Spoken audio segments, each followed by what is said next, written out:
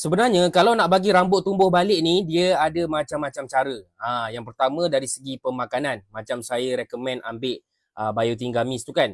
Satu lagi kalau nak pakai minyak yang bagus untuk rambut pun ada juga. Contohnya yang ini. Ini tengah viral sangat kalau korang baca testimoni dan review dekat bawah ramai sangat puji produk daripada Dr. Lan ni. Okey, yang ini dia ada bahan-bahan yang membantu untuk mengelokkan balik akar rambut korang. Contohnya ada black sesame, ada black rice, ada rosemary, ada ginger. Semua ni bahan-bahan yang bagus kalau korang baca dekat internet, bagus untuk tumbuhkan balik rambut kita. Okey, cara nak guna dia senang saja.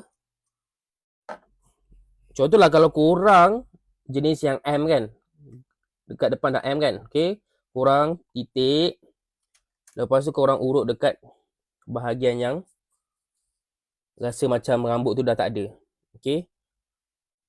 Urut. Sapu sampai dia rata. And then settle. Buat benda ni hari-hari guys. Okey. Yang ini harga murah sahaja. Korang boleh beli dekat bawah. Lelaki-lelaki yang makin kecewa sebab rambut dia dah tak tumbuh, kepala dia dah bentuk M. Okey, selain daripada serum rambut yang boleh korang amalkan, korang juga kena tukar korang punya shampoo. Kalau selama ni kau pakai shampoo brand sama dan rambut kau masih lagi gugur, maknanya kena tukar shampoo yang memang dia punya function untuk hair loss. Sebab kadang-kadang shampoo ni dia ada macam-macam. Ada yang untuk anti clay momo, ada yang untuk wangi sahaja, ada yang untuk membasmi kuman kutu-kutu dekat rambut. Macam yang dekat tangan aku ni guys. Ini Dr. Lan punya shampoo memang specifically untuk anti hair loss, untuk bagi rambut tumbuh elok, lepas tu rambut tidak gugur. Alright, yang ini bau dia wangi je, tak pelik pun bau dia, dan korang boleh pakai shampoo yang ini, tukar shampoo yang lama tu. Beli kat bawah.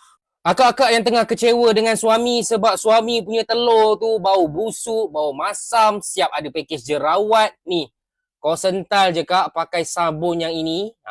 Ini sabun daripada Clear Lab, sabun jerawat and also sabun yang bagus untuk menyental daki-daki, kotoran-kotoran degil dekat badan, termasuklah telur.